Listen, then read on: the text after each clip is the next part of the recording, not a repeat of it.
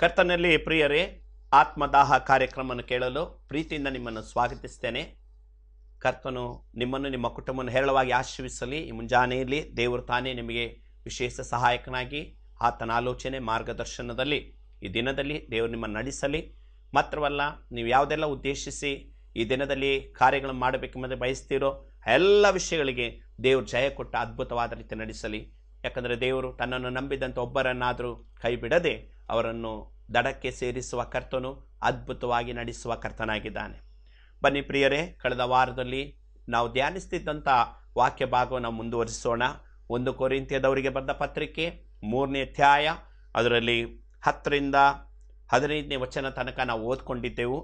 ಸತ್ಯವೇದ ನಿಮ್ಮ ಬಳಿಯಲ್ಲಿದ್ದರೆ ನೀವು ದಯಮಾಡಿ ದೇವರ ವಾಕ್ಯವನ್ನು ನನ್ನೊಂದಿಗೆ ತೆರೆಯಿರಿ ಪ್ರಿಯರೇ. 1 ಕೊರಿಂಥ್ಯ 3ನೇ ಅಧ್ಯಾಯ, ಅದರಲ್ಲಿ 10ರಿಂದ 15ನೇ ವಚನ. ಅಲ್ಲಿ ವಾಕ್ಯವನ್ನು ಓದುವಾಗ ಒಬ್ಬ ಕ್ರೈಸ್ತ ವಿಶ್ವಾಸಿ, ಒಬ್ಬ ದೇವರ ಮಗನು, ಅವನು ಯಾವ ರೀತಿ ಕಟ್ಟಲ್ಪಡಬೇಕು, ಕಟ್ಟಲ್ಪಡುತ್ತಾನೆ, ಕಟ್ಟಲ್ಪಟ್ಟರೆ ಉಳಿತದೆ, ಯಾವುದರಿಂದ ಅವನ ಜೀವಿತದಲ್ಲಿ ನಷ್ಟ ಆಗ್ತದೆ ಎಂಬುದಾಗಿ ಆ ವಾಕ್ಯ ಭಾಗದ ನಾವು ನೋಡುತ್ತೇವೆ. ಆ ವಾಕ್ಯ ಭಾಗದ ಸಾರಾಂಶ ಹೇಳಬೇಕಾದ್ರೆ, ಇವತ್ತು ಯೇಸು ಕ್ರಿಸ್ತನೆಂಬ ಅಸ್ಥಿವಾರದ ಮೇಲೆ ನಾವು ಕಟ್ಟಲ್ಪಡ್ತಾ ಇದ್ದೇವೆ. ನಾವು ಕಟ್ಟಲ್ಪಡ್ತಾ ಇರುವಂಥದ್ದು ಯಾವುದೆಂಬುದಾಗಿ ನಾವು ವಿವೇಚಿಸಿ ತಿಳ್ಕೊಂಡಿರಬೇಕು, ಎಚ್ಚರಿಕೆ ಆಗಿರಬೇಕೆಂಬುದಾಗಿ ದೇವರ ವಾಕ್ಯ ಹೇಳ್ತಾ ಇದೆ. ಹಾಗಿರುವಾಗ ನಮ್ಮ ವಿಶ್ವಾಸ ಜೀವಿತದಲ್ಲಿ ನಾವು ಇಷ್ಟೇ ತಿಳ್ಕೊಳ್ಳೋಣ, ನನ್ನನ್ನು ದೇವರು ಯಾಕೆ ರಕ್ಷಣೆಗೆ ನಡೆಸಿದ್ದಾನೆ, ನನ್ನ ಜೀವಿತದಲ್ಲಿ ದೇವರು ಯಾಕೆ ನನ್ನನ್ನು ವಿಶ್ವಾಸ ಇಟ್ಟಿದ್ದಾನೆ. ಸುಮ್ಮನೆ ಹಲ್ಲೇಲೂಯಾ ಸ್ತೋತ್ರ ಹೇಳ್ಕೊಂಡು ಚರ್ಚಿಗೆ ಹೋಗಿ ಬಂದು ಬಿಡ್ಲಿಕ್ಕಲ್ಲ. ಇವತ್ತು ದೇವರು ನಮ್ಮ ಜೀವಿತದಲ್ಲಿ ನಾವು ಮಹಿಮೆ ಹೊಂದುವಂಥ ಜೀವಿತವನ್ನು ನಾವು ತೋರಿಸಬೇಕೆಂಬುದಕ್ಕಾಗಿ ದೇವರು ನಮ್ಮ ರಕ್ಷಣೆಗೆ ನಡೆಸಿದ್ದಾನೆ. ಅದಕ್ಕೆ ನಾವು 10ನೇ ವಚನದಲ್ಲಿ ನಾವು ನೋಡುತ್ತೇವೆ, ಪ್ರತಿಯೊಬ್ಬನು ತಾನು ಅದರ ಮೇಲೆ ಎಂಥದ್ದನ್ನು ಕಟ್ಟುತ್ತಾನೋ ಎಚ್ಚರಿಕೆಯಾಗಿರಬೇಕು. ಪ್ರಿಯರೇ, ನಿಮ್ಮ ವಿಶ್ವಾಸ ಜೀವಿತ ವಿಷಯದಲ್ಲಿ ಎಚ್ಚರಿಕೆ ಆಗಿರಬೇಕು. ಒಬ್ಬನು ವಾಹನ ಚಲಾಯಿಸುವಾಗ ಎಷ್ಟು ಎಚ್ಚರಿಕೆ ವಹಿಸ್ತಾನೋ ಅದಕ್ಕಿಂತ ಹೆಚ್ಚಾಗಿ ನಿಮ್ಮ ಕ್ರೈಸ್ತ ವಿಶ್ವಾಸ ಜೀವಿತ ವಿಷಯದಲ್ಲಿ ಎಚ್ಚರಿಕೆ ಆಗಿರಬೇಕು. ವಾಹನ ಚಲಾಯಿಸುವಾಗ ನಿದ್ರೆ ಬಂದರೆ ಏನಾಗ್ತದೆ, ಗಮನ ಕೊಡದಿದ್ರೆ ಏನಾಗ್ತದೆ, ಅದರ ಬಗ್ಗೆ ಅವನಿಗೆ ಕಾನ್ಸಂಟ್ರೇಷನ್ ಇಲ್ಲದಿದ್ರೆ ಏನಾಗ್ತದೆ. Same way exact thing will happen in your spiritual life also. ಇವತ್ತು ನಿಮ್ಮ ಆತ್ಮಿಕ ಜೀವಿತದಲ್ಲಿಯೂ ಸಹ ದುರ್ಘಟನೆಗಳು ನಡೀತವೆ. ಯಾವಾಗ ದುರ್ಬೋಧನೆ ಬರ್ತದೋ ಗೊತ್ತಿಲ್ಲ, ಯಾವಾಗ ನಿಮ್ಮ ಜೀವಿತದಲ್ಲಿ ದೇವರ ರಾಜ್ಯದ ವಂಚಿಸುವ ಅನುಭವಗಳು ಬರ್ತದೋ ಗೊತ್ತಿಲ್ಲ. ಅದನ್ನೇ ದೇವರ ವಾಕ್ಯ ಅಲ್ಲಿ ನಾವು ನೋಡ್ತೇವೆ. ಆ ಅಸ್ಥಿವಾರದ ಮೇಲೆ, ಅಲ್ಲಿ ಕ್ರಿಸ್ತನೆಂಬ ಅಸ್ಥಿವಾರದ ಮೇಲೆ 12ನೇ ವಚನದಲ್ಲಿ, 3ನೇ ಅಧ್ಯಾಯ 12ನೇ ವಚನದಲ್ಲಿ, ಚಿನ್ನ, ಬೆಳ್ಳಿ, ರತ್ನ, ಕಟ್ಟಿಗೆ, ಹುಲ್ಲು, ಆಪು ಮುಂತಾದವುಗಳಲ್ಲಿ ಯಾವುದರಿಂದ ಕಟ್ಟಿದ್ರೂ ಅವನವನ ಕೆಲಸ ವ್ಯಕ್ತವಾಗ್ತದೆ. ಹೇಗಾಗ್ತದೆ ಅಂದರೆ, ಯೇಸು ಕ್ರಿಸ್ತನ ಬರೋಣ 13ನೇ ವಚನದಲ್ಲಿ ನಾವು ನೋಡ್ತೇವೆ, ಬೆಂಕಿಯೊಡನೆ ಉದಯವಾಗಿ ಆ ಕೆಲಸವನ್ನು ಸ್ಪಷ್ಟವಾಗಿ ತೋರಿಸುವುದು. ಹಾಗಾದರೆ ಇಲ್ಲಿ 6 ಸಂಗತಿಗಳಿವೆ. ಚಿನ್ನ, ಬೆಳ್ಳಿ, ರತ್ನ ಒಂದು ಗ್ರೂಪ್, ಕಟ್ಟಿಗೆ, ಹುಲ್ಲು, ಆಪು ಇನ್ನೊಂದು ಗ್ರೂಪ್. ಇವತ್ತು ನಮ್ಮ ಜೀವಿತದಲ್ಲಿ ನಾವು ಯಾವ ರೀತಿಯಲ್ಲಿ ನಮ್ಮ ಕ್ರೈಸ್ತ ವಿಶ್ವಾಸ ಜೀವಿತವನ್ನು ಸಾಗಿಸ್ತಾ ಇದ್ದೇವೆ, ನಾವು ಎಚ್ಚರಿಕೆಯಾಗಿರ್ಬೇಕು. ಯಾಕಂದರೆ ಯೇಸು ಕ್ರಿಸ್ತನ ಬರುವಾಗ ಬೆಂಕಿಯೊಡನೆ ಉದಯವಾಗಿ ಬರ್ತದೆ. ಪ್ರಿಯರೇ, ಇವತ್ತು ನನ್ನನ್ನು ವಿಶ್ವಾಸಕ್ಕೆ ನಡೆಸ್ತಾ ಇರೋದು ಒಟ್ರಾಸಿ ನನ್ನ ಮನಸ್ಸಿಗೆ ಬಂದಾಗೆ ಜೀವಿಸಲಿಕ್ಕಲ್ಲ, ಮನಸ್ಸಿಗೆ ಬಂದದನ್ನು ಹೇಳಲಿಕ್ಕಲ್ಲ, ಮನಸ್ಸಿಗೆ ಬಂದದನ್ನು ವರ್ತಿಸಲಿಕ್ಕಲ್ಲ. ಇವತ್ತು ದೇವರು ನನ್ನನ್ನು ವಿಶ್ವಾಸಕ್ಕೆ ನಡೆಸಿದ್ದು ದೇವರಿಗೆ ನನ್ನಿಂದ ಒಂದು ಪ್ರಯೋಜನ ಆಗಬೇಕು. ಇವತ್ತು ನಮ್ಮ ಜೀವಿತದಲ್ಲಿ ಈ ಸತ್ಯವೇದ ನಮಗೆ ಗೈಡ್ ಬುಕ್. ಈ ಸತ್ಯವೇದ ನಮ್ಮ ಜೀವಿತದಲ್ಲಿ ನಮಗೆ ಮಾರ್ಗದರ್ಶನ. ಇವತ್ತು ನಾನು ಹೇಳುವ ಪ್ರಸಂಗನೂ ಅಲ್ಲ ಪ್ರಿಯರೇ, ನಾನು ಹೇಳುವಂಥದ್ದಲ್ಲ. ಎಲ್ಲರೂ ಅವ್ರವ್ರದ್ದು ಹೇಳ್ತಾರೆ. ಬಟ್ ನಿಮ್ಮ ಜೀವಿತದಲ್ಲಿ ಫಸ್ಟ್ ಆದಿಕಾಂಡದ ಪ್ರಕಟಣೆವರೆಗೂ ಬೈಬಲ್ ಓದಿ ಬೈಬಲಲ್ಲಿರುವಂಥ ಸತ್ಯವನ್ನು ಅನುಸರಿಸಿದೆ. ಇವತ್ತು ನನ್ನ ಚರ್ಚಿನಲ್ಲಿ ಏನು ಹೇಳ್ತೇನೆ ಅದಲ್ಲ ಇಂಪಾರ್ಟೆಂಟ್. ದೇವರ ವಾಕ್ಯದ ಆಧಾರದಲ್ಲಿ ಇರುವಂಥದ್ದು ನಾನು ಹೇಳುವಂಥದ್ದು ನನ್ನ ಕರ್ತವ್ಯ ಆಗಿರಬೇಕು. ಸಂಪ್ರದಾಯಗಳಲ್ಲ, ಲೋಕದ ಆಚಾರ ವಿಚಾರಗಳಲ್ಲ, ಅವುಗಳು ನಮ್ಮನ್ನು ದೇವರ ರಾಜ್ಯದಿಂದ ವಂಚಿಸ್ತದೆ.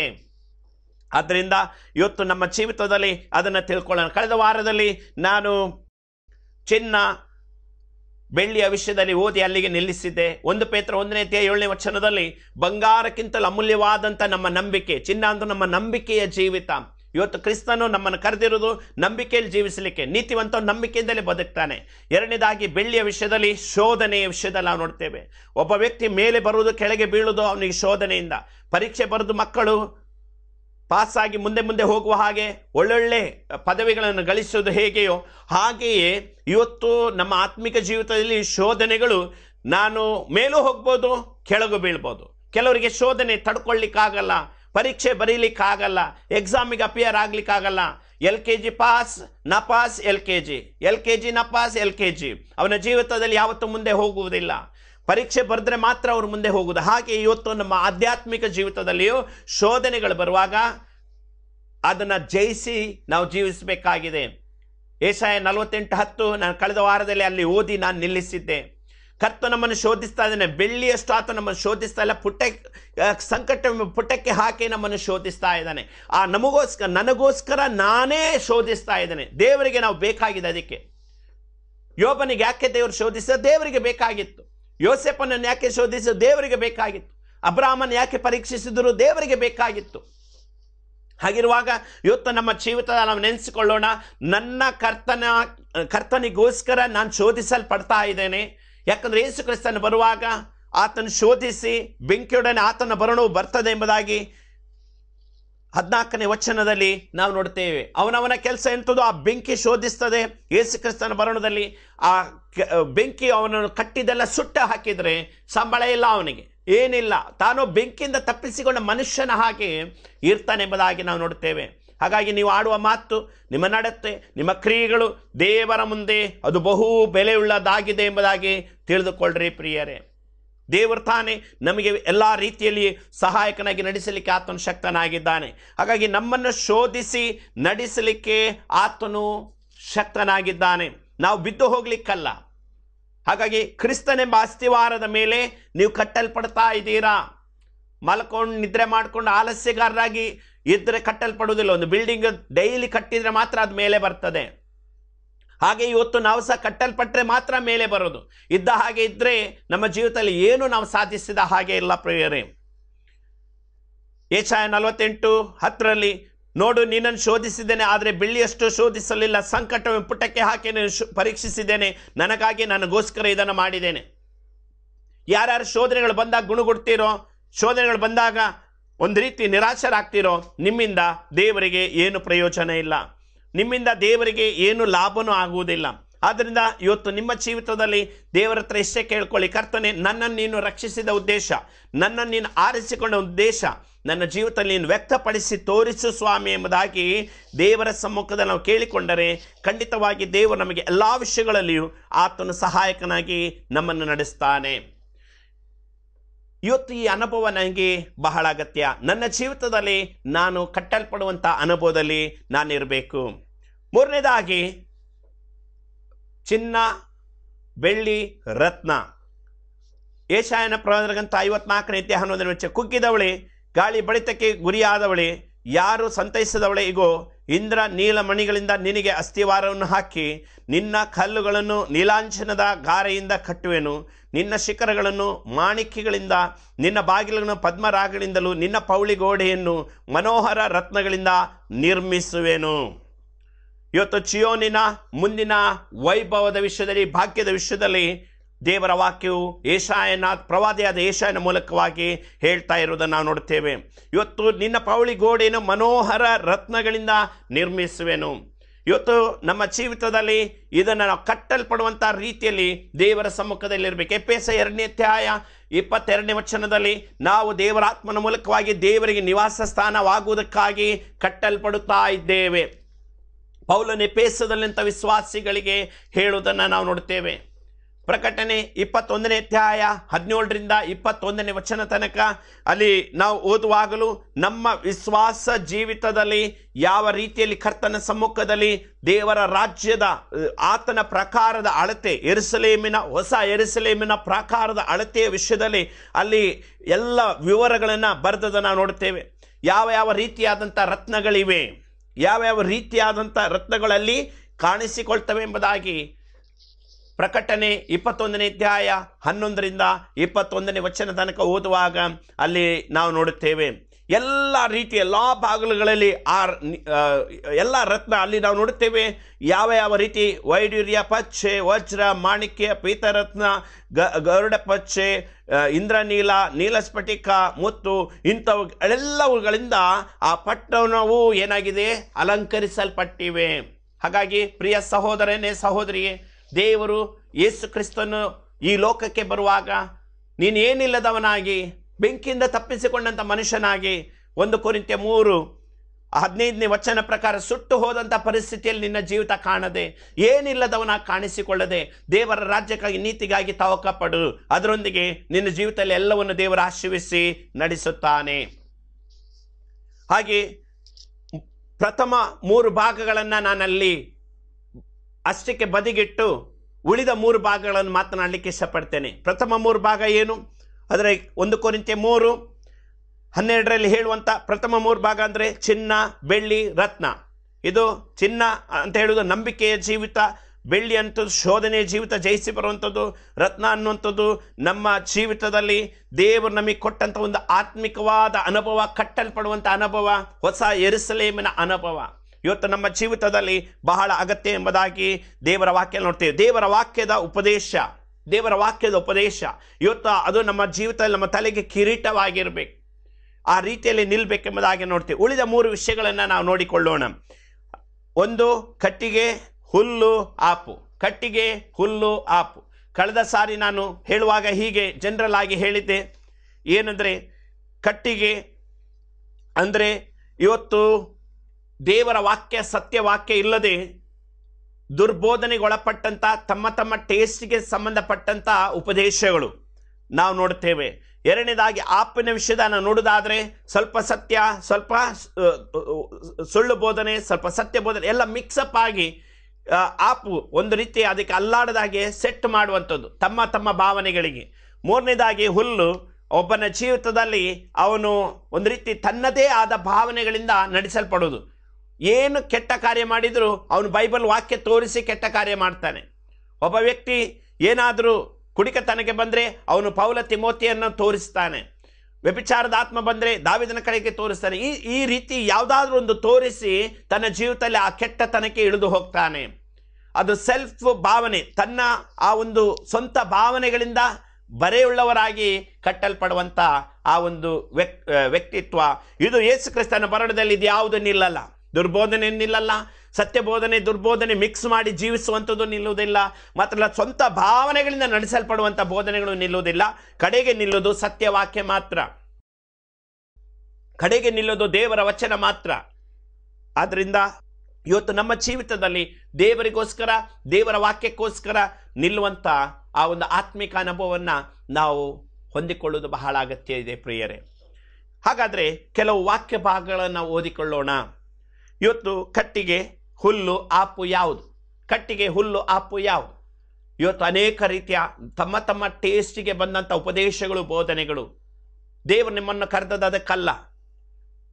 ಚಿನ್ನ, ಬೆಳ್ಳಿ, ರತ್ನಗಳಿಂದ ಕಟ್ಟಲ್ಪಟ್ಟು ದೇವರಿಗಾಗಿ ಮಹಿಮೆ ತರಬೇಕೆಂಬುದಕ್ಕೆ ನಮ್ಮನ್ನು ಕರೆದಿದ್ದಾನೆ ಹೊರತು ನಮ್ಮ ಜೀವಿತದಲ್ಲಿ ಎಡವಿ ಬಿದ್ದು ಮರಳಾಗಲಿಕ್ಕಾಗಿ ದೇವರು ನಮ್ಮನ್ನೆಂದಿಗೂ ಕರೆಯಲಿಲ್ಲ ಪ್ರಿಯರೇ.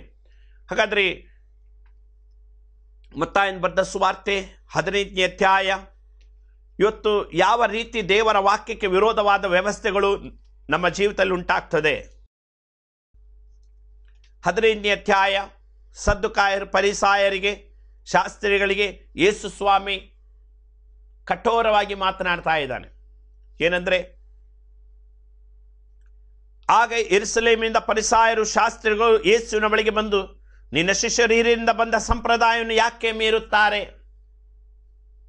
ಇವತ್ತು ಸತ್ಯವನ್ನು ಮೀರುವುದು ದೊಡ್ಡ ವಿಷಯ ಅಲ್ಲ, ವಾಕ್ಯವನ್ನು ಮೀರುವುದು ದೊಡ್ಡ ವಿಷಯ ಅಲ್ಲ, ಸಂಪ್ರದಾಯ ಮೀರುವುದು ಭಯಂಕರ ಅಂತ ರೀತಿಯ ಪರಿಸ್ಥಿತಿ ನಾವು ನೋಡ್ತೇವೆ. ಅದಕ್ಕೆ ಯೇಸ್ವಾಮಿ ಏನು ಹೇಳ್ತಾರೆ? ಇವತ್ತು ಯೇಸ್ವಾಮಿ ನಮಗೆ ಇಂಪಾರ್ಟೆಂಟಾ, ಯೇಸ್ವಾಮಿ ಉಪದೇಶ ಇಂಪಾರ್ಟೆಂಟಾ ಅಥವಾ ಸಂಪ್ರದಾಯ ಇಂಪಾರ್ಟೆಂಟಾ ಅಂತೇಳಿ ಇಲ್ಲಿ ವಾಕ್ಯ ಹೇಳ್ತದೆ. ಹಾಗಾಗಿ ನೀವು ಯಾವುದನ್ನು ಪೋಷಿಸ್ತೀರೋ, ಯಾವುದರ ಮೇಲೆ ನಿಮ್ಮ ಜೀವಿತದಲ್ಲಿ ಆತುಕೊಳ್ತೀರೋ ಅದೇ ನಿಮ್ಮನ್ನು ಕಡೆಯವರೆಗೆ ನಡೆಸ್ತದೆ. ವಾಕ್ಯ ಇಲ್ಲ, ಸತ್ಯ ಇಲ್ಲ ಅಂದರೆ ಅದು ನರಕಕ್ಕೆ ನಡೆಸ್ತದೆ. ದೇವರ ವಾಕ್ಯಕ್ಕಾಗಿ ನೀವೆಲ್ಲವನ್ನು ತ್ಯಜಿಸಿದ್ರೆ ಖಂಡಿತ ನಿಮ್ಮನ್ನು ಪರಲೋಕ ರಾಜ್ಯಕ್ಕೆ ಕರ್ತ ನಡೆಸ್ತಾನೆ. ಶಿಷ್ಯರು ಹಿರಿಯರಿಂದ ಬಂದ ಸಂಪ್ರದಾಯವನ್ನು ಯಾಕೆ ಮೀರುತ್ತಾರೆ? ಅವರು ತೊಳಕೊಳ್ಳದೆ ಆಹಾರ ತೆಗೆದುಕೊಳ್ಳುತ್ತಾರಲ್ಲ ಎಂದು ಕೇಳಿದಕ್ಕೆ ಆತನು ಅವರಿಗೆ ಉತ್ತರ ಕೊಟ್ಟಿದೆ, ನೀವು ಸಹ ನಿಮ್ಮ ಸಂಪ್ರದಾಯದ ನಿಮಿತ್ತ ದೇವರ ಆಜ್ಞೆಯನ್ನು ಯಾಕೆ ಮೀರುತ್ತೀರಿ? ದೇವರ ಆಜ್ಞೆಯನ್ನು ಯಾಕೆ ಮೀರುತ್ತೀರಿ? ಮುಂದೆ ನಾವು ನೋಡ್ತೇವೆ, ಆಜ್ಞೆಗಳು ಅನೇಕ ಇದೆ. ಇಲ್ಲಿ ತಂದೆ ತಾಯಿಗಳ ವಿಷಯದಲ್ಲಿ ನಾವು ನೋಡ್ತೇವೆ, ಆದರೆ ಅನೇಕ ಆಜ್ಞೆಗಳನ್ನು ನಾವು ನೋಡುತ್ತೇವೆ. ತಂದೆ ತಾಯಿಗಳ ವಿಷಯದಲ್ಲಿ ಇಲ್ಲಿ ಬರೆಯಲ್ಪಟ್ಟಿದೆ, ಯೇಸು ಸ್ವಾಮಿ ದೀಕ್ಷಾಸ್ನಾನ ತಗೊಳ್ಬೇಕೆಂಬುದಾಗಿ ಕಡೆಯದಾಗಿ ಹೇಳಿದ ಅದು ಆಜ್ಞೆ. ಆಜ್ಞೆ ಇಸ್ ಎ ಕಮ್ಯಾಂಡ್. ಯಾಕೆ ನಾನು ಅನುಸರಿಸ್ತಾ ಇಲ್ಲ? ಇವತ್ತು ತಂದೆ ಮಗ ಪರಿಶುದ್ಧಾತ್ಮನ ಹೆಸರಿನಲ್ಲಿ ದೀಕ್ಷಾಸ್ನಾನ ಕೊಡಬೇಕೆಂಬುದಾಗಿ ಬೈಬಲ್ನಲ್ಲಿ ಒಂದೇ ಕಡೆ ಯೇಸುಸ್ವಾಮಿ ಹೇಳಿರುವುದು. ಯೇಸುಸ್ವಾಮಿ ಹೇಳಿದ ಮಾತನ್ನೇ ನಾವು ಪಾಲಿಸದಂತ ಒಂದು ಕ್ರೈಸ್ತ ಜೀವಿತ ನಮಗೆ ಬೇಕಾ? ಯೇಸು ಸ್ವಾಮಿ ಯಾಕೆ ದೀಕ್ಷಾಸ್ನಾನ ತಗೊಂಡ ಅಂದ್ರೆ ನಮಗೆಲ್ಲರಿಗೂ ಮಾದರಿ ತೋರಿಸಲಿಕ್ಕೆ, ಪರಲೋಕ ರಾಜ್ಯಕ್ಕೆ ಹೋಗ್ಲಿಕ್ಕಲ್ಲ ಪ್ರಿಯರೇ. ನಾವೆಲ್ಲರೂ ದೇವರ ರಾಜ್ಯಕ್ಕೆ ಹೋಗ್ಲಿಕ್ಕೆ, ದೇವರ ರಾಜ್ಯದಲ್ಲಿ ನಾವು ಬಾಧ್ಯತೆ ಪಡ್ಕೊಳ್ಳೋದಕ್ಕಾಗಿ ಯೇಸು ಸ್ವಾಮಿ ನಮಗೆ ಮಾದರಿ ತೋರಿಸಿಕೊಟ್ಟ. ಯೇಸು ಸ್ವಾಮಿ ಹೇಳಿದ ಹಾಗೆ ಜನಿಸಿದ, ಹೇಳಿದ ಹಾಗೆ ಜೀವಿಸಿದ, ಹೇಳಿದ ಹಾಗೆ ತನ್ನ ಪ್ರಾಣವನ್ನು ಕೊಟ್ಟ, ಹೇಳಿದ ಹಾಗೆ ಆತನು ಪುನರುತ್ಥಾನ ಹೊಂದಿದ, ಹೇಳಿದ ಹಾಗೆ ಆತನು ಎದ್ದು ಪರಲೋಕ ರಾಜ್ಯಕ್ಕೆ ಹೋದ. ಪರಲೋಕ ರಾಜ್ಯಕ್ಕೆ ಹೋಗೋದಕ್ಕಿಂತ ಮುಂಚೆ ಕಡೇ ಮಾತು ಯೇಸು ಸ್ವಾಮಿ ಏನು ಹೇಳಿದ? ಯಾವುದರ ವಿಷಯ ಹೇಳಿದ? ಬೇರೆ ಯಾವ ವಿಷಯ ಹೇಳಿಲ್ಲ ಪ್ರಿಯರೇ, ದೀಕ್ಷಾಸ್ನಾನ ವಿಷಯ ಹೇಳಿ ಆತನು ಪರಲೋಕಕ್ಕೆ ಹೋದ. That is the last word Jesus spoke on this earth. ಆದ್ದರಿಂದ ಇವತ್ತು ಅದನ್ನೇ ನಾವು ಅಲ್ಲಗಳೆಯುವಂತ ಪರಿಸ್ಥಿತಿ ಬಂದ್ರೆ, ಇವತ್ತು ಅದಕ್ಕಿಂತಲೂ ದೇವ ದೂಷಣೆಯ ಮಾತು ಲೋಕದಲ್ಲಿ ಇನ್ನೊಂದಿಲ್ಲ. ಅದರಿಂದ ಇವತ್ತು ಯೇಸು ಸ್ವಾಮಿ ಕೆಲವರಿಗೆ ಮಾತ್ರ ಈ ದೀಕ್ಷಾಸ್ನಾನ ಕೊಡಲಿಲ್ಲ, ಕೆಲವರಿಗೆ ಮಾತ್ರ ಅಲ್ಲ, ಇಡೀ ಲೋಕದಲ್ಲಿ ಹುಟ್ಟಿದ ಪ್ರತಿಯೊಬ್ಬ ಮನುಷ್ಯನು ರಕ್ಷಣೆ ಹೊಂದಲೇಬೇಕು, ಯೇಸುವಿನ ರಕ್ತ ತೊಳೆಯಲ್ಪಡಲೇಬೇಕು, ಅವನ ತಂದೆ ಮಗ ಪರಿಶುದ್ಧಾತ್ಮನ ಹೆಸರಿನಲ್ಲಿ ದೀಕ್ಷಾಸ್ನಾನ ತೆಗೆದುಕೊಳ್ಳಲೇಬೇಕು. ಅದಿಲ್ಲದಿದ್ದರೆ ಯಾರಿಗೂ ದೇವರ ರಾಜ್ಯ ಇಲ್ಲವೇ ಇಲ್ಲ. ದೇವರ ರಾಜ್ಯ ಸಿಕ್ಕುವುದಾದ್ರೆ ಈ ಬೈಬಲ್ ಸುಳ್ಳು ಪುಸ್ತಕ ಆಗ್ತದೆ, ಸತ್ಯವೇದ ಆಗುವುದಿಲ್ಲ. ಭೂಮಿ ಆಕಾಶಗಳು ಅಳಿದು ಹೋದ್ರು ಹೋದಾವು, ಆದ್ರೆ ಇದರಲ್ಲಿ ಒಂದು ಸೊನ್ನೆ ಬದಲಾಗಲ್ಲ. This is God's word. ಪ್ರಿಯ ದೇವರ ಮಕ್ಕಳೇ, ಇದು ದೇವರ ವಚನ. ಇದನ್ನು ಯಾರಾದ್ರೂ ಮೀರಿದರೆ ಅದರಷ್ಟು ಒಂದು ಅನಾಹುತ ಇನ್ನೊಂದಿಲ್ಲ. ಐಶ್ವರ್ಯವಂತನಾದ ವ್ಯಕ್ತಿ ನರಕಕ್ಕೆ ಹೋಗಿ ಯಾತನೆ ಸ್ಥಳದಲ್ಲಿ ಹೋಗಿ ಬೇಡ್ತಾ ಇದ್ದಾನೆ, ಲಾಜರನ್ನು ಕಳಿಸು. ಅದಕ್ಕೆ ದೇವರ ಹೇಳ್ತಾರೆ ಕಳಿಸಲಿಕ್ಕಾಗಲ್ಲ. ಅದಕ್ಕೆ ಅವನೇನು ಹೇಳ್ತಾರೆ, ನನಗೆ 5 ಮಂದಿ ಅಣ್ಣ ತಮ್ಮಂದಿರಿದ್ದಾರೆ, ಅವರ ಬಳಿಗಾದ್ರೂ ಕಳಿಸು, ಅವರಂತೂ ಇಲ್ಲಿಗೆ ಬರಬಾರ್ದು, ಯಾಕಂದ್ರೆ ಅಲ್ಲಿ ಯಾತನೆ ಎಷ್ಟು ಕಷ್ಟ ಇದೆ. ಕೊನೆಗೆ ಅವರೇನು ಹೇಳಿ, ಸತ್ತವರ ಬಳಿಯಿಂದ ಒಬ್ಬರು ಎದ್ದು ಹೋದ್ರು ನಂಬುವುದಿಲ್ಲ. ದೇವರು ಹೇಳ್ತಾರೆ, ಸತ್ತವರ ಬಳಿಯಿಂದ ಒಬ್ಬರು ಎದ್ದು ಹೋಗಿ ಅವರಿಗೆ ಸ್ವಾರ್ಥ ಸಾರಿದ್ರು ಅವ್ರು ನಂಬಲ್ಲ. ನೋಡಿ, ಮನಸ್ಸು ಕಠಿಣ ಆದರೆ ಎಲ್ಲಿಗೆ ಕೊಂಡೋಗ್ತದೆ ಗೊತ್ತಾ? ಭಯ ಪಡಬೇಕು ನಾವು ದೇವರ ಮುಂದೆ. ಯಾಕಂದ್ರೆ ಮನುಷ್ಯರ ಭಯ ಅಲ್ಲ, ಮನುಷ್ಯರ ಭಯ ಉರ್ಲು. ದೇವರ ಭಯ ನಮಗೆ ಅಭಿವೃದ್ಧಿಯನ್ನು ಕೊಡ್ತದೆ, ಜ್ಞಾನೋದಯವನ್ನು ಕೊಡ್ತದೆ, ನಿತ್ಯತ್ವಕ್ಕೆ ನಡೆಸ್ತದೆ, ಪರಲೋಕ ರಾಜ್ಯಕ್ಕೆ ನಮ್ಮನ್ನು ಸೇರಿಸ್ತದೆ. ಕೊನೆಗೆ ಏನು ಹೇಳಿದ್ರು ಗೊತ್ತಾ? ಅವರ ಬಳಿಯಲ್ಲಿ ಮೋಶೆ ಧರ್ಮಶಾಸ್ತ್ರ ಇದೆಯಲ್ಲ, ಅದರರ್ಥ ಆ ಧರ್ಮಶಾಸ್ತ್ರನ ಓದಿ ಆದ್ರೂ ನರಕಕ್ಕೆ ಬರುವುದು ಅವಾಯ್ಡ್ ಮಾಡಲಿ. ಹಾಗಾಗಿ ಪ್ರಿಯರೇ, ಯಾರ್ಯಾರ ಮನೆಗಳಲ್ಲಿ ಬೈಬಲ್ ಇದೆಯೋ ನಿಮ್ಮ ಮನೆಯಲ್ಲಿರೋ ಬೈಬಲನ್ನು ಹಿಡಿದು ದೇವರು ಒಂದು ದಿವಸ ನ್ಯಾಯ ತೀರಿಸ್ತಾನೆ. ಬೈಬಲ್ ಓದ್ಲಿಲ್ವೋ, ಪ್ರಸಂಗ ಮಾಡಿಲ್ಲ, ಅಟ್ಲೀಸ್ಟ್ ಈಗ ನಾನು ಹೇಳ್ತೇನೆ, ಎಷ್ಟೋ ಜನ ಸತ್ಯವಾಕ್ಯವನ್ನು ಸಾರದಿರುವವರಿದ್ದಾರೆ, ಆದರೆ ಅಟ್ಲೀಸ್ಟ್ ನಾನು ಹೇಳ್ತಾ ಇದ್ದೇನೆ ಇವತ್ತು. ಯಾಕಂದ್ರೆ ಇದು ಯಾರ ಒಬ್ಬರ ಆಸ್ತಿಯಲ್ಲ, ಇದು ಪರಲೋಕ ರಾಜ್ಯಕ್ಕೆ ಸೇರಿಸತಕ್ಕಂಥ ಆಸ್ತಿ. ಆದ್ದರಿಂದ ನಮ್ಮನ್ನು ಪರೀಕ್ಷೆ ಮಾಡಿಕೊಳ್ಳೋಣ, ದೇವರಿಗಾಗಿ ನಾವು ಸಿದ್ಧರಾಗಿರೋಣ. ಈ ಸತ್ಯವಾಕ್ಯದಿಂದ ನಾವು ವಂಚಿತರಾಗಲಿಕ್ಕೆ ಯಾವತ್ತು ಅವಕಾಶ ಆಗಬಾರ್ದು, ನರಕಕ್ಕೆ ಹೋಗಬಾರ್ದು. ಯಾಕಂದ್ರೆ ಈ ನ್ಯಾಯ ನಮ್ಮ ಜೀವಿತದಲ್ಲಿ ಇದು ನೆರವೇರಿಸಿಕೊಡ್ತದೆ. ನನ್ನ ಬೋಧನೆ ಅಲ್ಲ, ಅದನ್ನು ಯೇಸು ಸ್ವಾಮಿ ಕಡೆಯದಾಗಿ ಹೇಳಿದಂಥ ಮಾತು, ತಂದೆ ಮಗ ಪರಿಶುದ್ಧಾತ್ಮನ ದೀಕ್ಷಾಸ್ನಾನ ತೆಗೆದುಕೊಳ್ಳಲೇಬೇಕು. ಅದು ಕೆಲವರಿಗೆಲ್ಲ, ಪ್ರತಿ ಮನುಷ್ಯನಿಗೆ. ಬೇರೆ ಯಾವ ಸಂಪ್ರದಾಯಗಳು ದೇವರಿಂದ ಬಂದದ್ದಲ್ಲ. ಇವತ್ತು ಶಿಶು ಸ್ನಾನವು ಬೈಬಲ್ನಲ್ಲಿ ಬಂದದ್ದಲ್ಲ, ಇವತ್ತು ಯಾವುದೇ ಕನ್ಫರ್ಮೇಷನ್ ಬೈಬಲ್ನಲ್ಲಿ ಬಂದದ್ದಲ್ಲ. ಇದು ಸಂಪ್ರದಾಯ ಎಂಬುದಾಗಿ ನಾವು ನೋಡ್ತೇವೆ. ಯಾಕೆ ಸಂಪ್ರದಾಯದ ನಿಮಿತ್ತ ದೇವರ ವಾಕ್ಯವನ್ನು ಮೀರ್ತೀರಾ? ಇವತ್ತು ನಮಗೆ ಯಾವುದು ದೊಡ್ಡದು? ದೇವರ ವಚನ ದೊಡ್ಡದು.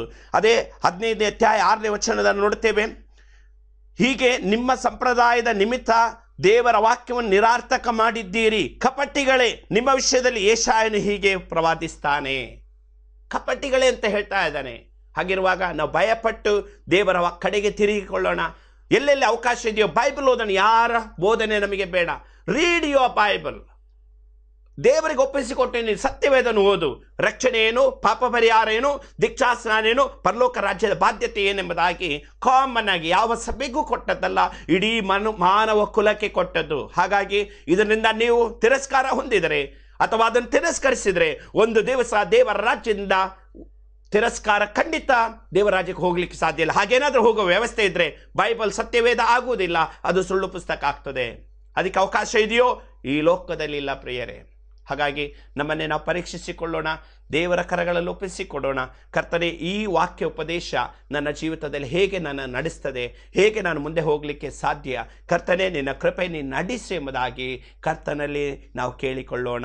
ಈ ಮೂಲಕವಾಗಿ ದೇವರು ತಾನೇ ನಮಗೆ ಸಹಾಯಕನಾಗಿ ನಡೆಸಲಿ. ಮುಂದಿನ ವಾರದಲ್ಲಿ ನಾನು ಇದೇ ವಾಕ್ಯವನ್ನು ಮುಂದುವರಿಸಿ ಇವತ್ತು ಬೋಧನೆಗಳೇನು, ಹುಲ್ಲೇನು, ಆಪೇನು, ಕಟ್ಟಿಗೆ ಏನೆಂಬುದಾಗಿ ವಾಕ್ಯ ತಿಳ್ಕೊಂಡು ನಮ್ಮ ಜೀವಿತವನ್ನು ಸರಿಪಡಿಸಿಕೊಂಡು ಕರ್ತನಿಗಾಗಿ ಜೀವಿಸೋಣ. ಕರ್ತನಿ ಮಾತುಗಳನ್ನು ಆಶೀರ್ವಿಸಲಿ. ಪ್ರಾರ್ಥಿಸೋಣ. ಪ್ರೀತಿಯುಳ್ಳ ಯೇಸುವೇ, ಒಳ್ಳೆಯ ರಕ್ಷಕನೇ, ನಿನ್ನ ಜೀವವುಳ್ಳ ವಾಕ್ಯಗಳು ಪ್ರತಿಯೊಬ್ಬರನ್ನು ಜೀವಕ್ಕೆ ನಡೆಸುವಂಥದ್ದಾಗಿದೆ. ನಮ್ಮನ್ನು ಪರೀಕ್ಷಿಸಿಕೊಂಡು ವ್ಯತ್ಯಾಸ ಬೋಧನೆ ಮಾಡದೆ ಸತ್ಯ ಬೋಧನೆ ಮಾಡಿ ಅನೇಕರನ್ನು ನರಕದ ಬಾಯಿಂದ ತಪ್ಪಿಸಿ ನಿನ್ನ ರಾಜ್ಯಕ್ಕೆ ಸೇರಿಸಲಿಕ್ಕೆ ನಿನ್ನ ಕೃಪೆಯನ್ನು ಕೊಡು. ಕರ್ತನೆ, ಕರ್ತನೊಂದು ಪರಿಶುದ್ಧತೆಯನ್ನು ಕಾಪಾಡುವ ಕರ್ತನು. ನಮ್ಮ ಭಾವನೆಗೆ ತಕ್ಕ ಹಾಗೆ ಅಲ್ಲ ಸ್ವಾಮಿ, ನಿನ್ನ ಚಿತ್ತಕ್ಕೆ ತಕ್ಕ ಹಾಗೆ ಕೇಳ್ತಂತ ಪ್ರತಿಯೊಬ್ಬನ ಕರುಣಿಸು. ನಿನ್ನ ಕೃಪೆಯನ್ನು ನಡೆಸು. ನಿನ್ನ ಆತ್ಮನ ಬಲದ ನಡೆಸಿ ನೀನು ಮಹಿಮೆ ಹೊಂದು. ಹಾಲೆಲೂಯ. ಕರ್ತನೆ, ಪ್ರಾರ್ಥನೆ ಕೇಳಿದಕ್ಕಾಗಿ ಸ್ತೋತ್ರ. ಯೇಸುವಿನ ನಾಮದಲ್ಲಿ